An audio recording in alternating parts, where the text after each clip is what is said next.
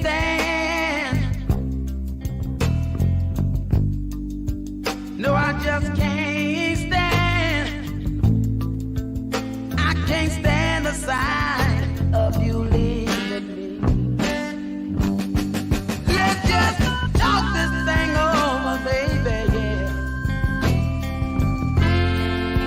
Can't you see the tears in my eyes? Baby, please don't leave me. Don't leave me. You're the meaning of my life now. Without you, baby, I wish you lay down. Hello, Hello. comrades. Good evening to AJ and Yanis. Good morning to you, Roger. Good morning. How have you all been? It's been a few months. Sleep. Roger, you just landed in Austin, Texas, right? Yeah. Where are you staying? Are you staying at the W? No, I'm staying in the Four Seasons. I'm looking out at a rather pretty kind of scummy river. Yeah. Actually, it's pretty decent. Well, yeah. Haven't been there for a while. I used to live in Austin. That's why I'm asking you. Ah, yeah. Well, it looks very pretty. I was supposed to be here 2 years ago to do South by Southwest. Yep. And then I nearly said, much to their relief, it was cancelled because of COVID, because they'd asked me to be a keynote speaker. And I had a few things to say, but I never got the opportunity to say them. Austin is weird enough to tolerate you. Yeah. No. I remember from when I was a small child going, to bars there and listening to. I suddenly remembered the name of a drummer because he was a great friend of my dead friend, Nick Griffiths. And the drummer's name was Freddie Kirch. So if you're out there, Freddie, I still remember your name, partly because it was spelled, I think, KRC and pronounced Kirch. So he must be European, he must be Eastern European of some sort, I think, with a daft name like that.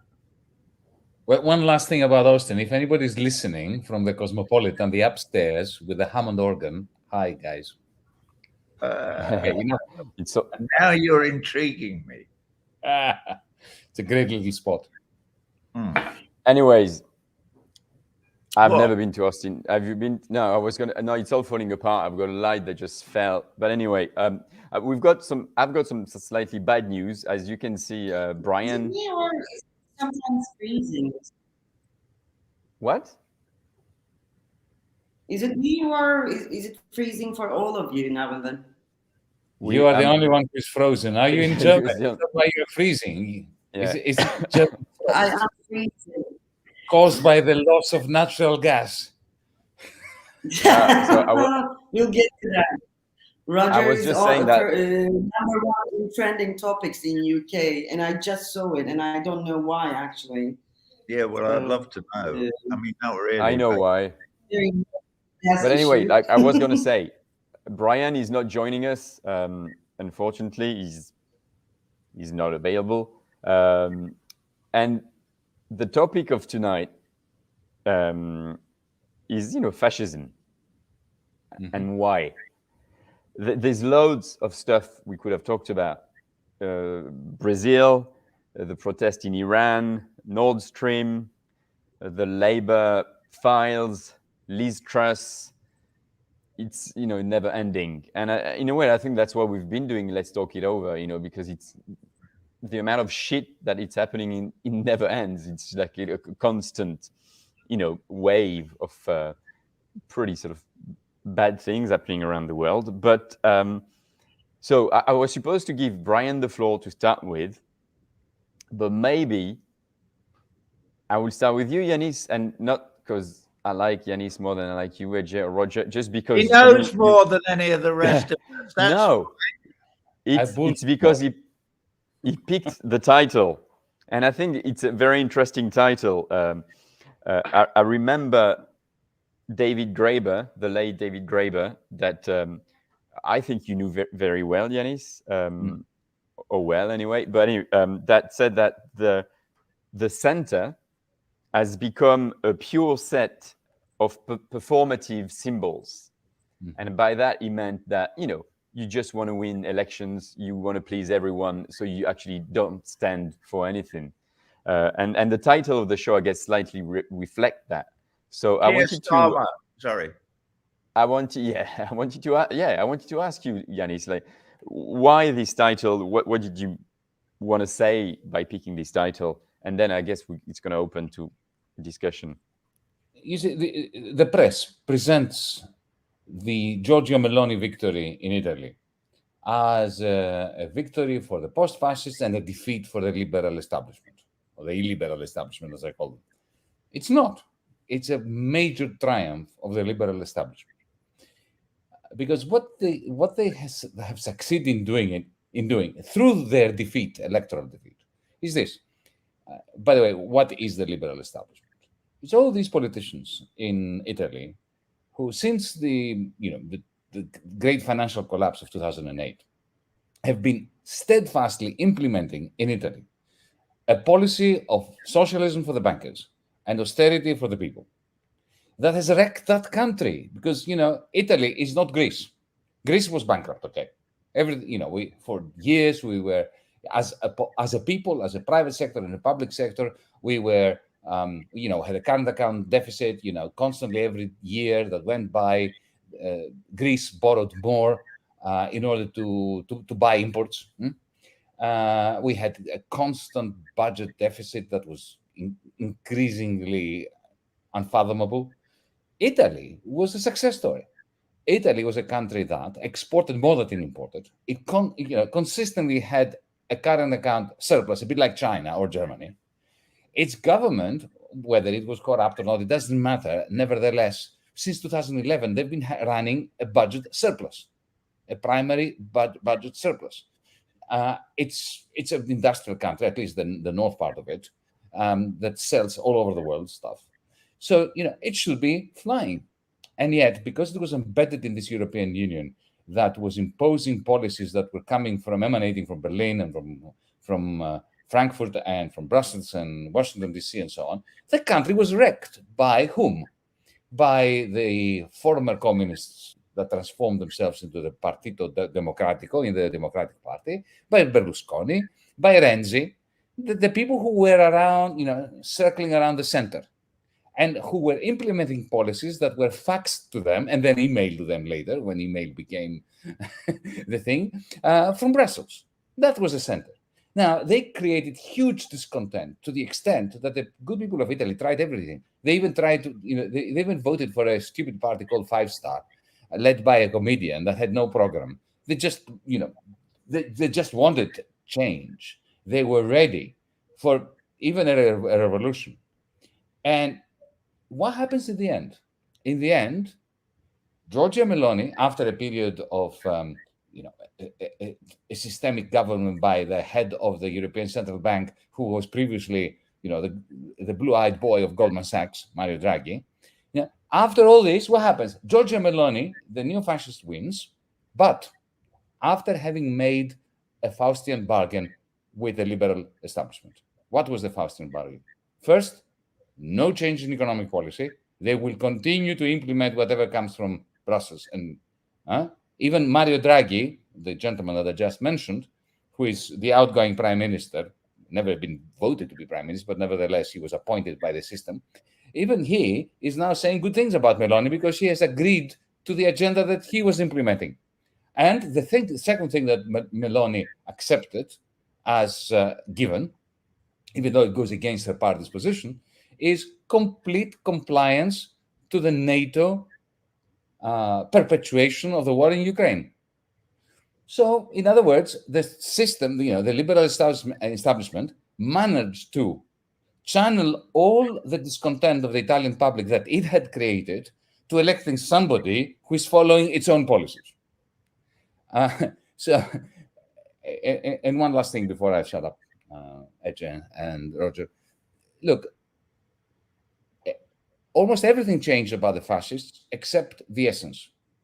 So the fascists today, like Meloni, they dress in, business suits.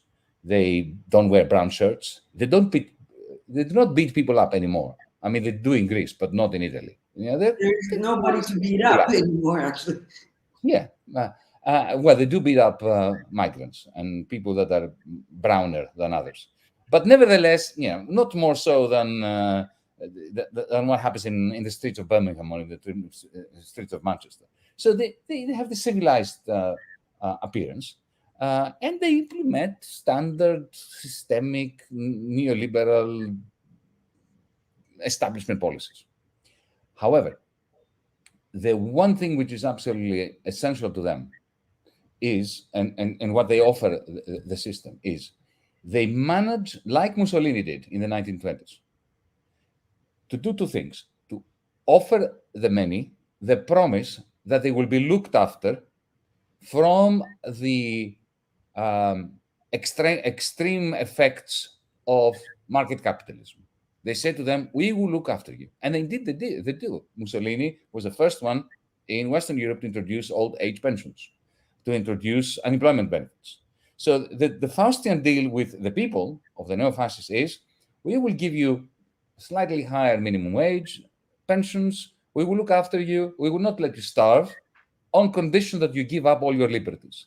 The right to organize in trade unions, the right to have an opinion, and as long as you transfer to us the legitimacy to pursue a nationalist racist agenda. That was Mussolini then, that's Meloni now.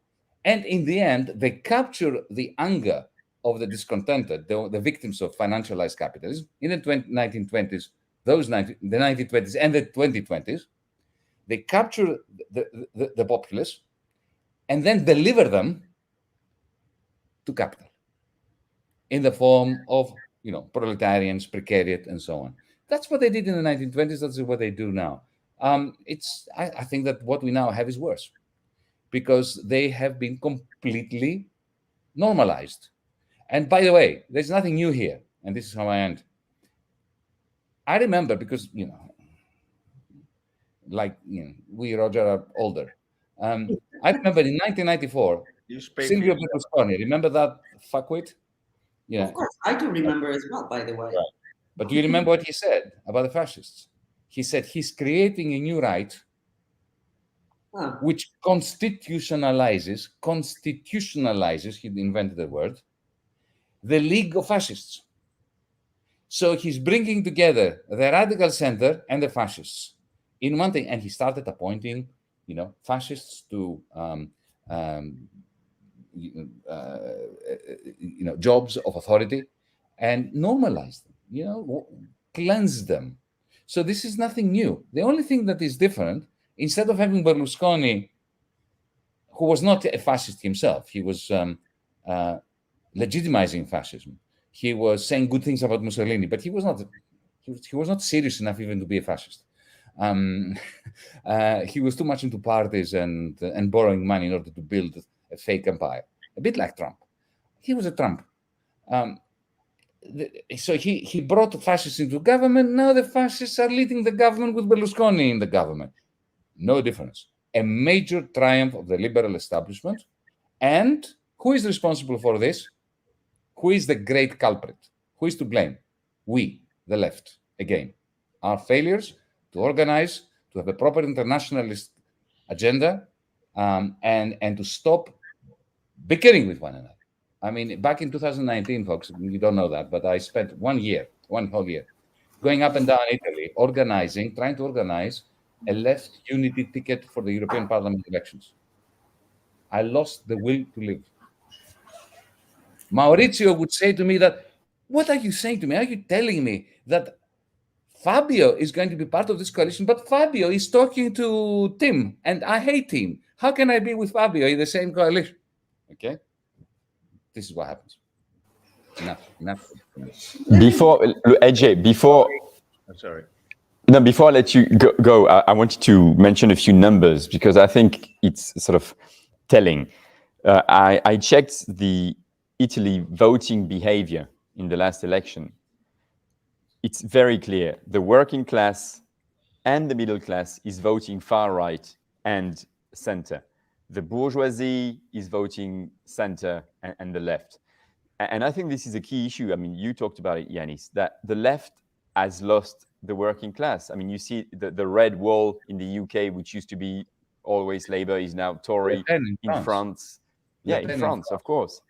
And this is, so my question is this a failure of the left, or is this that the system is wrong? The system always tries to fuck up the working class. The left allowed the system to do this. It's our fault. I think we shouldn't be hard on ourselves that much. I mean, like decades of being beaten down and like being wiped off from the legitimate politics, like, you know, being completely invisible. we took the hard hit, so we shouldn't be that hard on ourselves. But then after Meloni in Sweden, I'm in Hamburg now, and I've been in Barcelona. Brian was there as well for Atlas of Future Festival. Then in Athens for Athens Democracy Forum, then in Vienna for Humanities Festival. So what I noticed lately is there's a panic growing.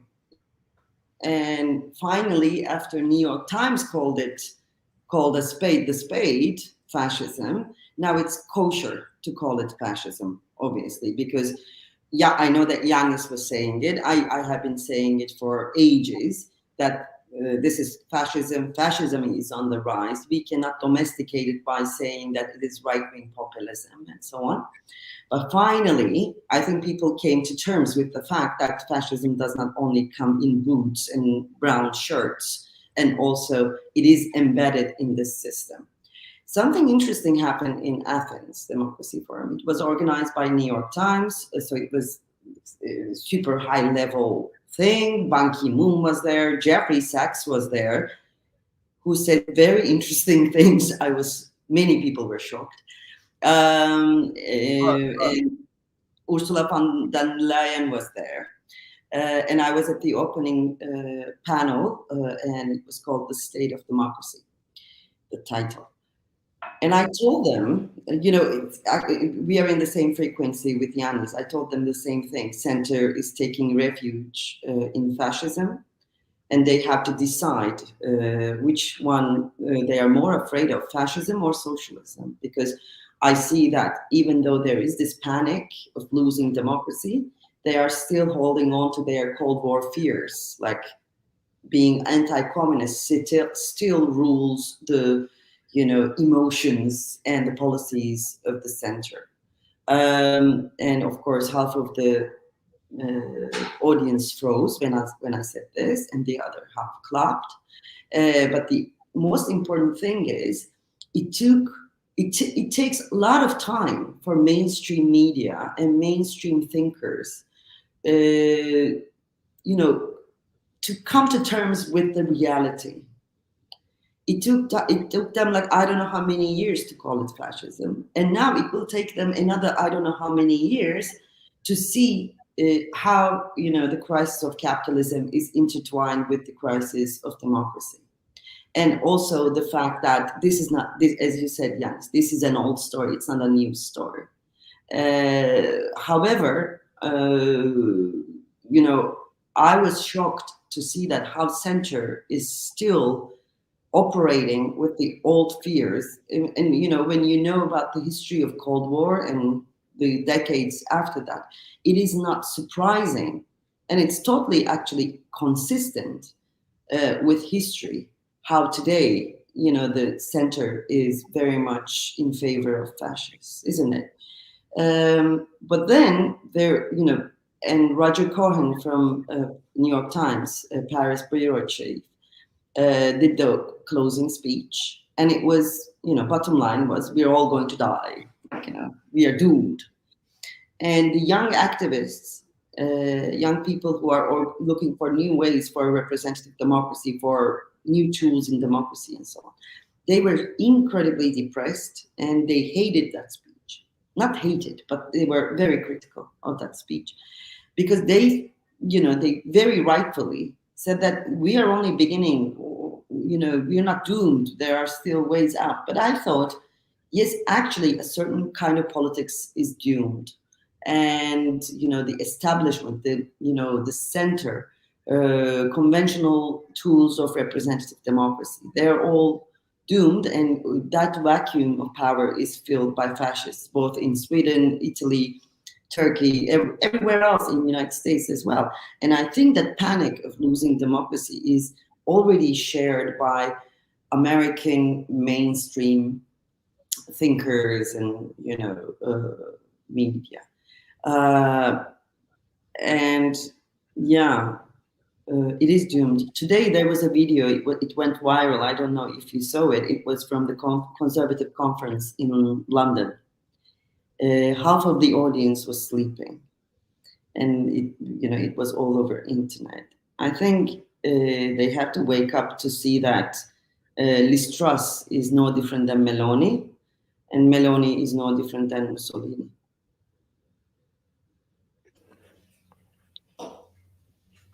Roger, Well, I don't know. Like, have you had your coffee yet? yeah, I've just finished my second cup of coffee. So I'm coming to life. The Kraken wakes. Yeah, well, all of this is very interesting. I didn't catch the name of whoever it was from the New York Times who made the speech that depressed all the young people. But what would you expect from somebody who writes for the New York Times? They're just part of the system of propaganda that creates and maintains this whole thing. I've been thinking about this quite a lot. My whole show, the beginning of my show, the first 10 minutes or so, just says nothing else but explains how this has come about. And it's very interesting listening to you all speaking. And I'd like to hear more about the young people and what their ideas were, how they would propose for things to be different. Because I watched the end. I was a bit littler than I am now, but I watched the end of the Second World War, and I watched, the National Health Service spring into life. I watched the Beveridge Report. I watched all of this stuff as I grew up.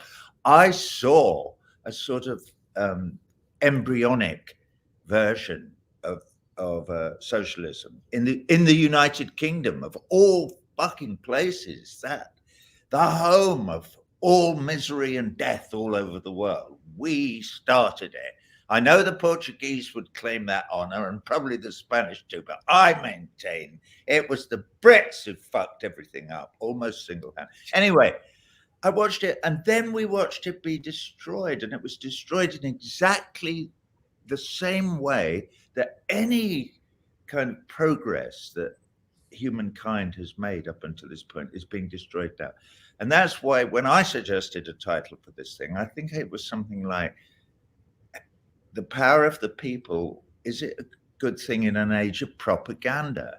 Because we are seeing that people will go out and they will vote for Hitler.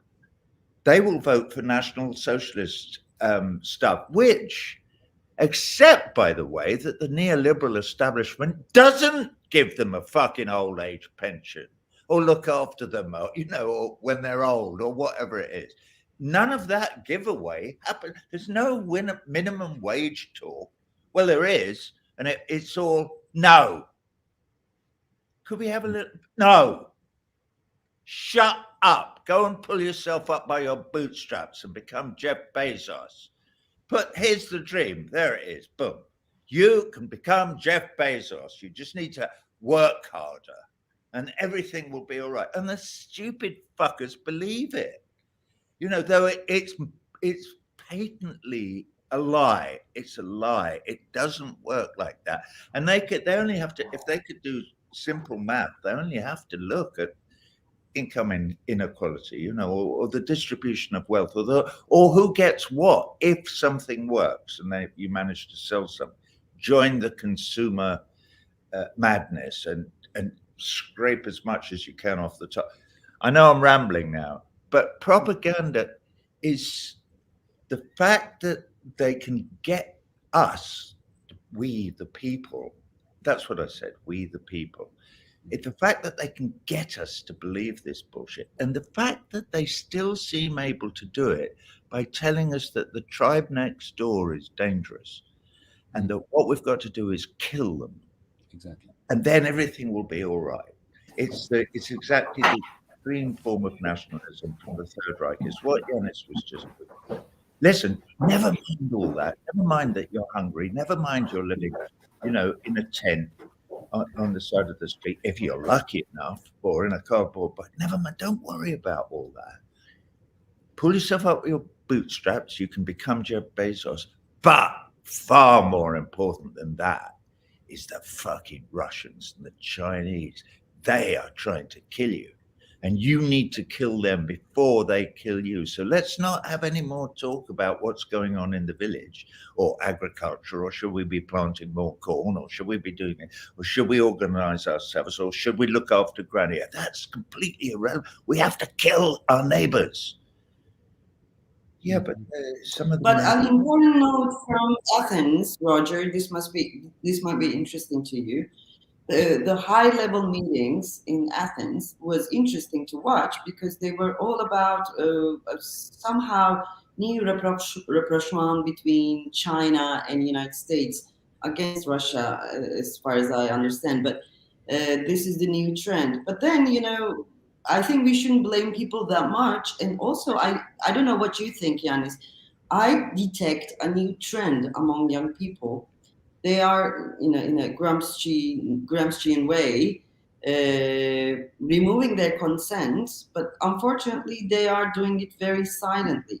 Not many people is buying that lie anymore, Roger. Especially young people. They don't want to work. They don't want to have. They lost their hopes of owning a place, and they are not into that narrative of success as much as people were in 1980s. My generation was in 1980s. Okay. So I actually detect a positive or.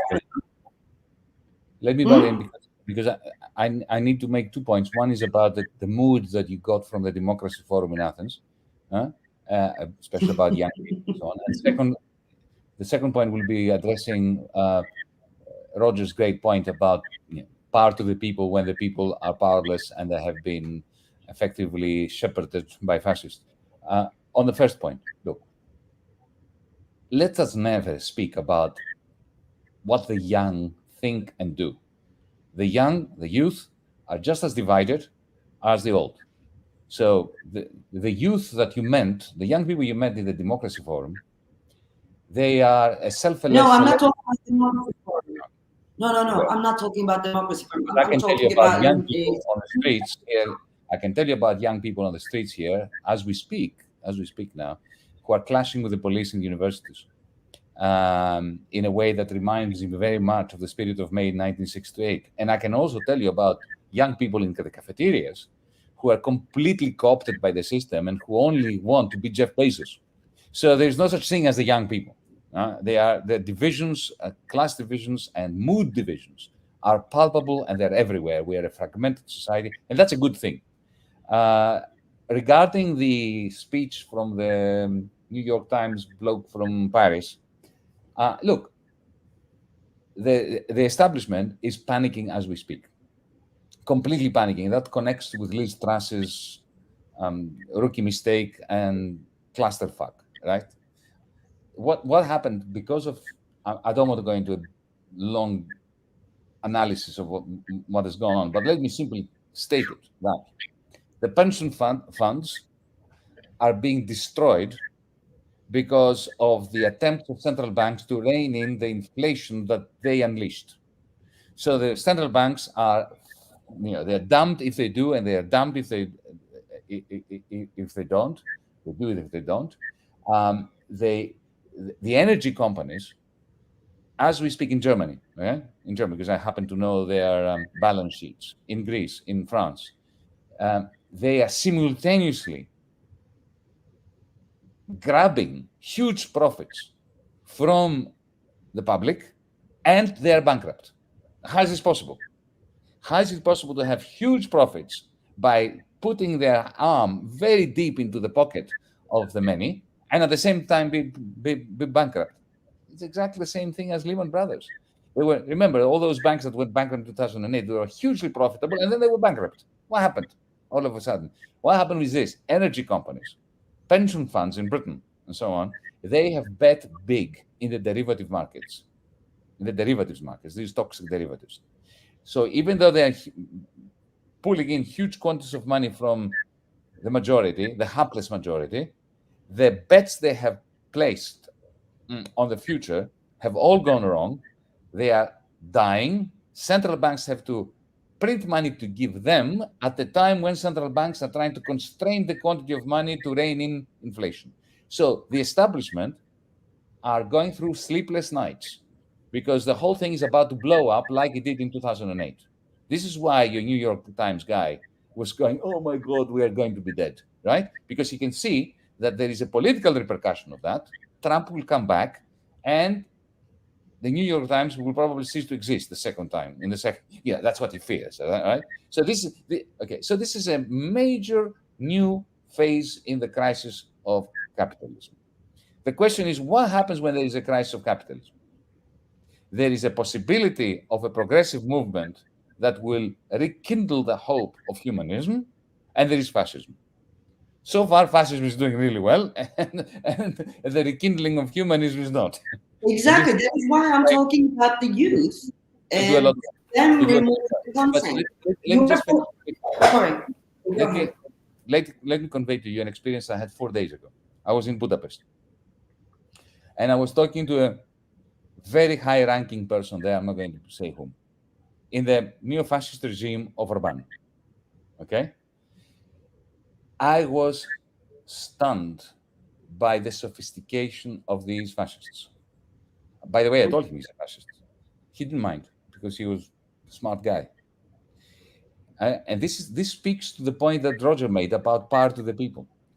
You know, he was explaining to me that more or less what I was saying before, confirming it, that the way that they managed to become electorally dominant, the fascists in Hungary, was by trebling benefits and unemployment benefits in particular, overage pensions, and minimum wages when they got into power.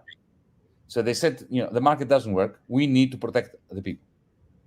At the same time, they correctly said that Parliament is not a forum for democracy if it is not accompanied by deliberative grassroots consultations. Completely correct. What we should be doing, the left. Yeah. The difference is this. What they do is this. How do they consult the people? Because when Orbán goes to Brussels, with Scholz and Macron and so on, and he says to them, you know what? We are not going to take a single migrant with us, and we're going to outlaw anybody who talks about LGBT rights and anybody who talks about the right of Islamists not to be killed, that kind of thing. When he says these things to them, he doesn't go to them and say, you know what? This is what our party says, and our party was voted, and we have a majority in parliament. And this is what democracy is. No. What they do is they do work at the grassroots. They go to the villages, to the neighborhoods, and they use clever methods of giving voice to the people, which, however, they engineer. So they have petitions. They say, from opinion pollsters, that an opinion pollster can come up with any answer to an opinion poll, depending on how they frame the question, right? So they go to the people and say, would you like to live in a homogeneous Hungary where we look at each other, after each other, and we have community values and so on, or in a globalized community which is multicultural and so on, and everybody suffering or not suffering on the basis of their own individual effort? Everybody's going to say A. 90% will say A, not B. And then they bring this about. Then after the consultation period, they have referenda, regional referenda. So the people speak and they get a sense of voice, but it is engineered voice. It is totalitarian. I said to him, so what you've done is you perfected Mussolini. You perfected the fascist totalitarian system for giving people the illusion that they have a voice when you are engineering the voice. And he said, yes. What's wrong with that? Okay, so the New York Times guy, on the one hand, he's got the pension funds and the electricity companies blowing up, and on the other hand, he's got the Trumps and the Orbans doing this at the grassroots, and that's why he panics. Now, we should panic as well, but not in the sense that the world is perfect to, but we must redouble our efforts to take away the process of consulting, of empowering the masses, take it away from totalitarianism, and turn it into genuine empowerment of the masses. Yeah, but look, I want to say something. Sorry, Roger. How do we do this, Yanis? How do we reclaim this or regain this when we've got a very clear example with Jeremy Corbyn in the UK? If you remember, before the propaganda started, Labour was doing very well in the polls. Then suddenly the old corporate media is on Jeremy's back. He's an anti-Semite. There's a BBC Panorama thing, and he crashes down during the election. And I feel that every time we potentially have a chance to vote for someone not radical, because Jeremy is not is progressive, as Roger mentioned, propaganda, the corporate media, will just kill the messenger, right? Not the message, the messenger. And this raises the question of democracy. When the media is controlled by five guys around the world, and they're not obviously on the left, what chance do we have to convince people to actually vote for progressive when we know that as soon as he's going to actually rise, he's going to be killed by most institutions? Like, look, in the Brazil elections, more than 40 million people voted for Bolsonaro, and they're not all far right or millionaires. 40 million people voted for this crazy person. It's a bit like women. Women will tell you that in order to get a job, they have to be 10 times better than the men, right? In a patriarchal society. Similarly, with the left, must be 10 times cleverer than the fascists and the centrists. Jeremy is a friend of mine. I love him. I adore him. He made big mistakes. Okay? Yeah. He made a number of mistakes. One mistake was, for instance, not to adopt a policy, a narrative of proportional representation, to stick to first past the post, because that killed off the possibility of getting support from people outside the Labour Party, even the Greens, even the Radicals, and so on. That's one. Number two, it was absolutely senseless of our Labour Party, of Jeremy's and John McDonnell's Labour Party, to try to win over the Blairites and to try to say, we need to go to send a second referendum for the EU. Fuck that. I was against Brexit. We had the referendum. We lost it. Forget it. Move on. Move on. Do not fall into the Blairite agenda. And, they were trying too hard to keep the Blairites on board. No, get rid of them. Expel them. Because if you don't expel them, they will expel you.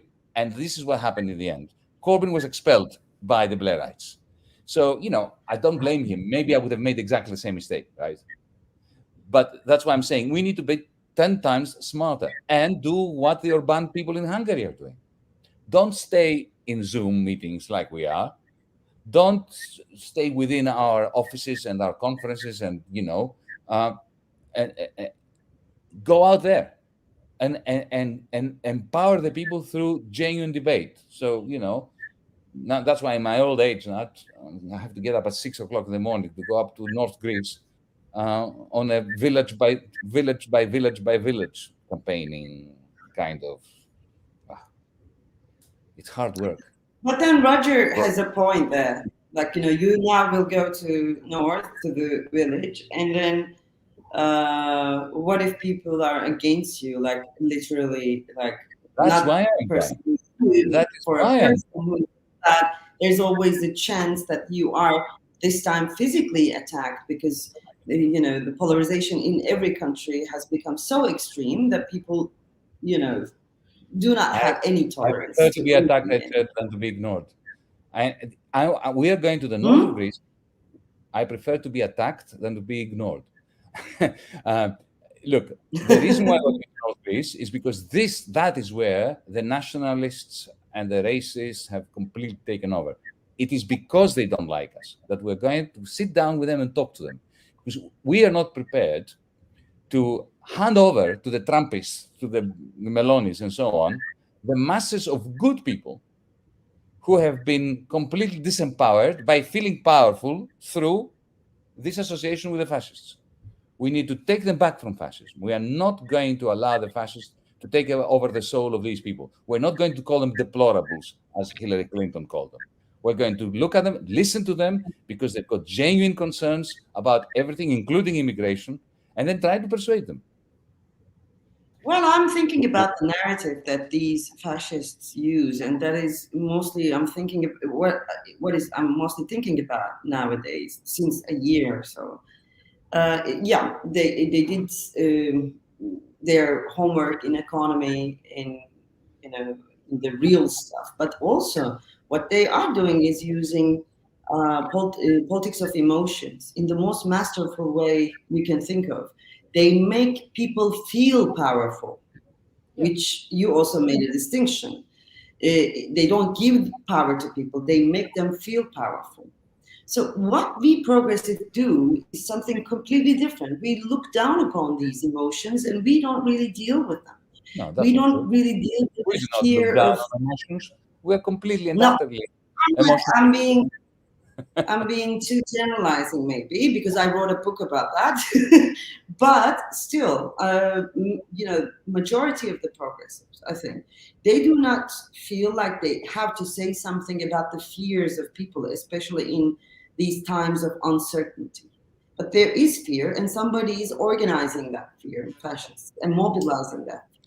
There is the feeling of broken pride among people. Somebody's, fascists organize that. They are promising greatness, pride and whatever. So I think we need a politics of emotions discourse for progressives as well, because we talk about equality, which is a hardcore reality, which is happening in real life, but most of the time fascists win their votes through the slippery ground of emotions. So we need to look at that part of politics as well. I know about your investment in emotion, and I share it. I share it. And let me give you a simple example, right? So I go around these places that are full of nationalist, indoctrinated people, not nationalists, but people who've been indoctrinated by nationalism. And they say to me things like, we've got to stop these Muslims from coming to our villages because they are going to infect our societies with their own values, which may be fine for Syria and Turkey and so on, but not for us. We want to maintain our language. We want to maintain our customs. If too many of them come here, then all that will be diluted. Now, I could turn around and say, you are a racist bastard, fuck off. Then I lose the plot. Or I can say to them, listen, we've been around here for 5,000 years. We were always a minority. Always a minority. We had every Tom, Dick, and Harriet, every empire coming by us, occupying us. We had the Vandals, we had the Ostrogoths, we had the Visigoths, we had the Venetians, we had the British, we had the Ottomans, we had everyone. Okay?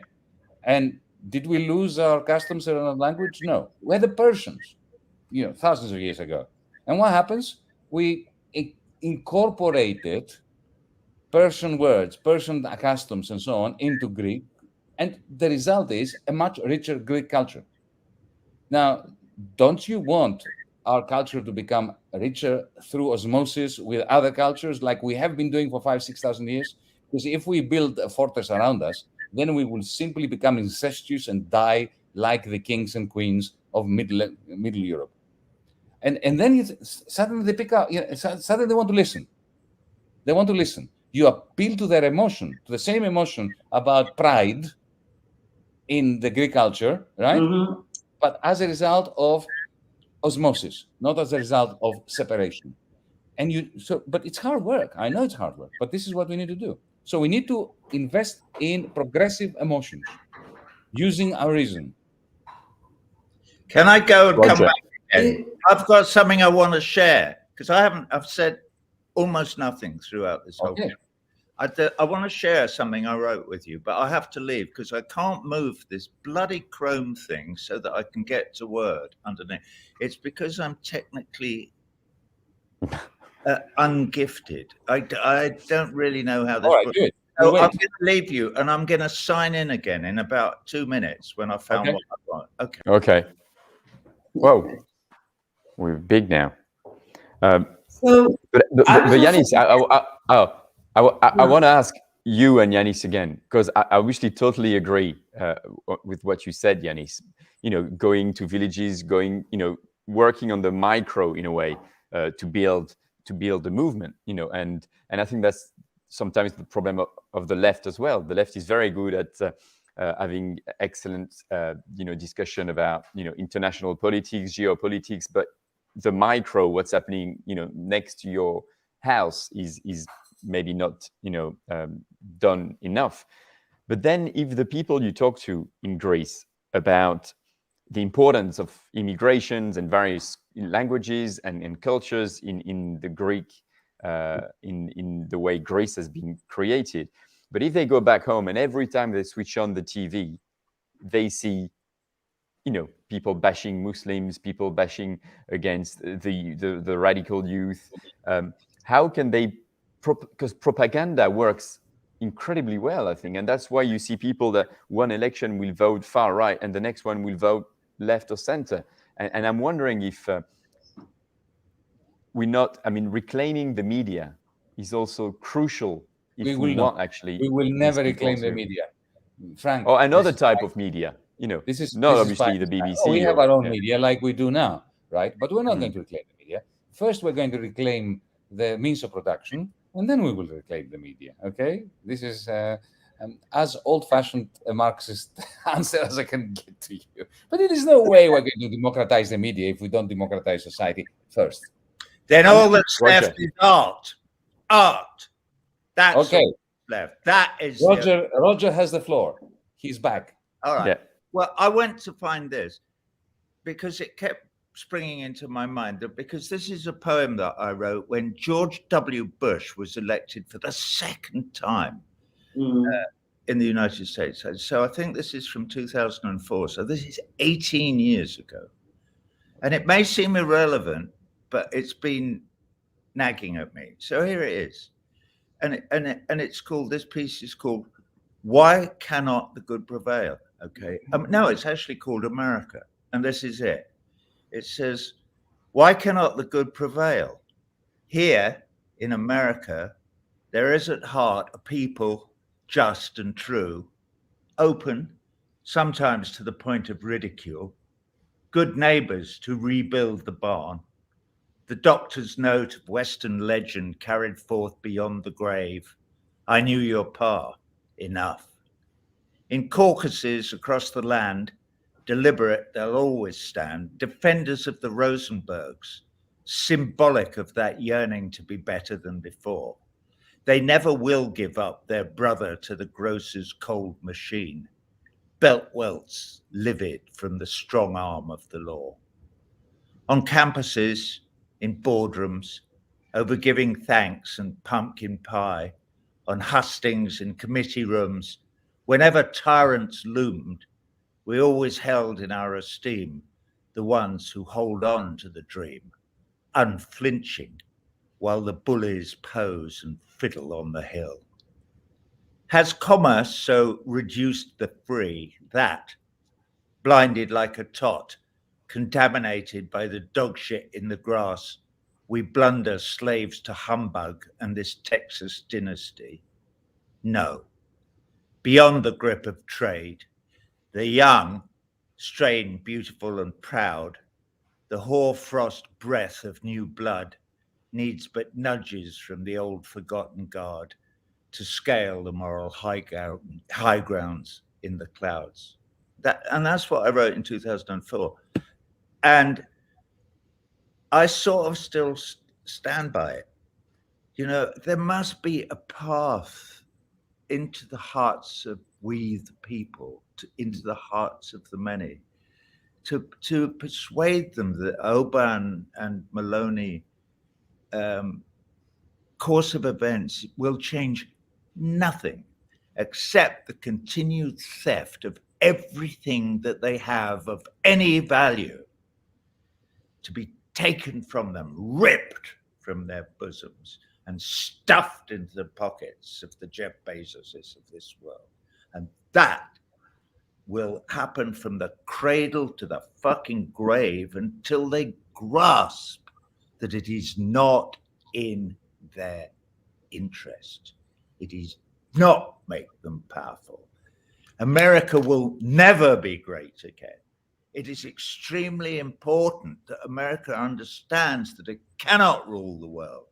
A unipolar political system whereby the people with the most tanks and nuclear weapons and guns and airplanes and money and resources rule the world and everyone else serves them. And this is a model that we've been looking at for the last 1,000 years. Certainly the last 500 years, certainly since the bloody Portuguese led us into this mess. No, I know they didn't. I know it was us. So I don't know, why am I shouting at you three friends, across all these distances?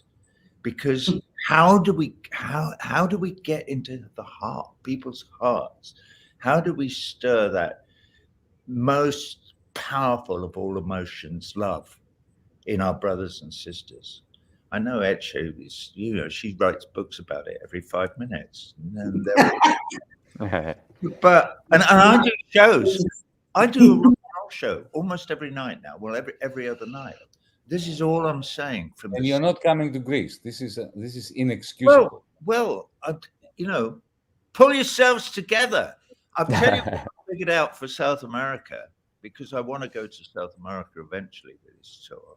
Are you going to Istanbul, Roger? Where? Are you going to Istanbul? I've no idea. I haven't looked at the European tour. I haven't had time. There are a list of dates, but I haven't looked at any of them. But the interesting thing about the dates in Europe, or the dates anywhere, is the model that they're built upon. So there need to be two things. One, so Krakow, I've just been cancelled in Krakow. I read about it. Where they've, accused me of being a Putin apologist and all that, and being in favor of the invasion of the Ukraine. What absolute bloody nonsense. I've made it quite clear. My position on that is entirely... We've already stated our position. Anyway, so what am I saying? The model, so should I say this? Yeah, fuck it, why not? The model that I've come up with for South America, because I have to completely redesign the show, not completely redesign it, but make it so that it can be done in football stadiums, because they don't have arenas, because they don't play ice hockey and they don't play basketball. In consequence, they don't have arenas. They only have football stadiums or the beach, So, and this is what I figured out. You won't, they'll always be free. This is my plan. Is that Argentina and Brazil and Chile and Colombia now and Venezuela and Cuba and blah blah blah, many of whose governments now are kind of very friendly towards me, because particularly Venezuela, because I've supported them with my big mouth through all the machinations of Guaido and all that crap. All right, so this would be the plan. Would be it's there. I've no idea what the costs are to get it to you and put it up in a stadium and work it. Okay, but you have to pay those costs. You, the country, has to pay that. Me personally. I will work for nothing. I expect nothing, but you have to pay for it. And the people just come, as many of them. Let's look into it. Well, we are looking into it. Just so that we are not seeing each other over Zoom. Yeah. Yeah, okay, whatever. Greece, obviously, I can't think of anything that would make me more charmenos than to Pekni, Why you come to Greece, we have to go to Istanbul as in well. Ελλάδα, γιατί μου αρέσει η Ελλάδα. So no, go. Shut up now, because all I really wanted to do was read my fucking poem to say, hang on a minute, 18 years ago. And I feel no. It was beautiful. Okay. I just wanted to say that we've got about 3. Wait, Someone's told me. Yeah, 3 minutes left, and there's actually 410 people watching us. Someone just told me. I didn't want to say this, but I'm going to say it, but because it might lead into a debate that we can't have now. But if we're talking about electoral politics and the electoral system, do you really believe we can? Is it the way to go? I just believe that the rules of the games have been. Don't say that, Frank. This is defeatism. You know what? No, Trump but won. I just. Trump yeah. won. Trump won. You know, this is a lesson we have to learn from Trump. He won with every single newspaper, every single television channel, the whole of Wall Street, the whole of Silicon Valley against him. We, the left, have no excuse. The fact that the media are against us is no reason for us not winning. I've been in a coalition. I've been in a That's party not what I meant, Yanis. an election in 2015 Yeah. without the media supporting, not one newspaper backing us. No, but that's not what I meant. Now, hang on a second. This is the important thing. No more defeatism. If we are losing, it's our fault. It's not the media's fault. It is our fault. No, but that's not what I meant. Since it's about media, I have to say this. This comes back to the conversation about are people good or evil? But what I meant is that Trump appealed to the electorate because if you don't believe that people are constitutionally good, there's no point in living. I couldn't. But what I meant is, should our goal to be? Because you were shouting loud. Should our goal be to elect a left-wing president, or whoever is going to be president is never going to be able to actually implement a true socialist, program? No, our goal should be to convince the villagers that what Yanis says is right, and that this isn't actually good for them, what is being sold to them, that they're listening to a pack of lies, and it's based upon a pack of cards, and there's a house of cards that's there that has been built from Thatcher and Reagan on by the neoliberal establishment, and it's trembling the whole time, and it does nothing for them in the village. It doesn't help them even one little bit. Speaking of Greece, starting from the Civil War, from 1945 to 1949, organized and orchestrated and supported by the Western superpowers after the Second World War, it did nothing for the people of Greece. They could have been left alone to sort out their own future. Yanis could have gone from village to village, or many of my friends in Greece could have gone from village to village and explained to them why there was a better future that was not to be a vassal of the West and do as they're fucking well told, which is what happened. And look where they are now. They're probably kind of teetering on the edge of make Greece great again. Well, are we closing or closing? If you're closing, I'm going to say something. Or Yanis, you want to say something? No. We should be closing. I have one very, very short thing to say, but you go ahead. But we should be closing, yeah. Ece, close. She's frozen. Oh, you froze now. We say close, not froze, AJ. Oh. Let me say my little bit then while we're waiting for Ece to come back. Look, the way I understand this empowerment business, empower to the people, and what does it mean for people to be powerful? I remember, I used to like circuses when I was young. My father used to take me to circuses. I remember these performing dogs in the circus. Yeah, they didn't understand why they were doing what they were doing. They were performing. The performance was the dogs. Okay, they understood. The only thing they understood was that they had to do this to get fed, right? What I want for the villagers that Roger mentioned is for them to be deciding on their own performance. Empowerment is not simply to perform, which is what the fascists make them do, but to understand what the performance means to them and to choose their partners, their script, their music, and their own performances. I'm putting it at an emotional level, not at a political economy level. Okay, about media, and as a closing remark, in Iran, there is no free media, and they already cut internet for several times, social media, and so on. And still, the women, beautiful women of Iran, is ruling the discourse. They are, determining the narrative, and they are doing what people should be doing against tyranny.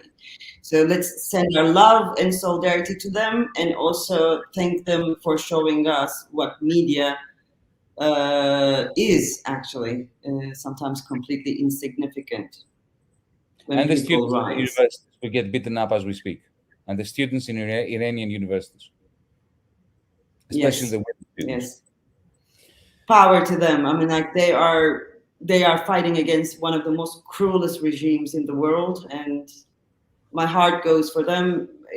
They are simply amazing, and they refresh my faith in humankind. But I agree, obviously. I've made 1 or 2 little videos for Yeah. Mahsa Amini, whatever her name. Amini, yeah. And yeah, I couldn't agree with Etche more. The Ayatollahs have to be told, we're living in the 21st century.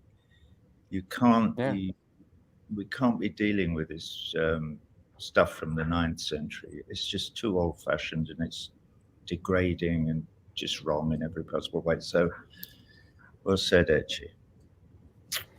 We are gonna have to wrap up because I've got the floor. Oh, yeah, subscribe to the channel.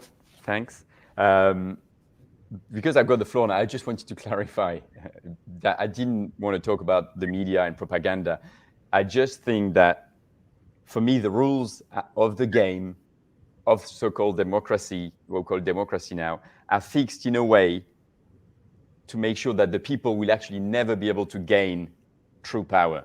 And that's maybe a debate for another discussion, because we have to wrap up. But anyway, huge thanks again to the crew, AJ, Yanis, Roger. Roger, you're touring for another 14 days, I counted, until 15, no, 11 days. We could have spoken about Brian's new album, which is coming out, I think, in 10 days, but that'll be for another show. You know, Brian looks like he's actually doing nothing, but he's actually doing stuff, it seems. And that's a joke, Brian. Anyway. Well, he's working with singers. He told us he's got 7 musicians coming in who he'd booked. 14. He's got them. Yeah. That's why it's not here. And Brian, we miss you, obviously. But Anyway, keep singing, yeah. brother. We need your voice. That's right. Ifralisto, everyone. And we're not sure when next time is going to be, but there'll be a next time. Okay. Bye. Good Bye, day. everyone. Take care, Bye. everyone.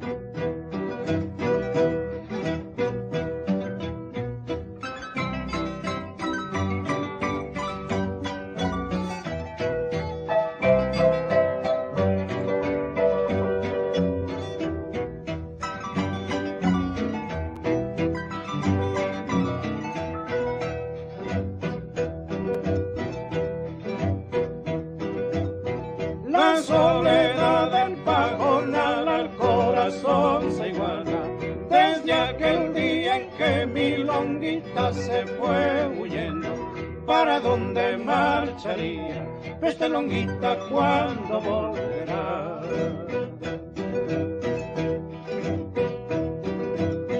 Han pasado ya 6 cosechas, en el campo solo hay rastro.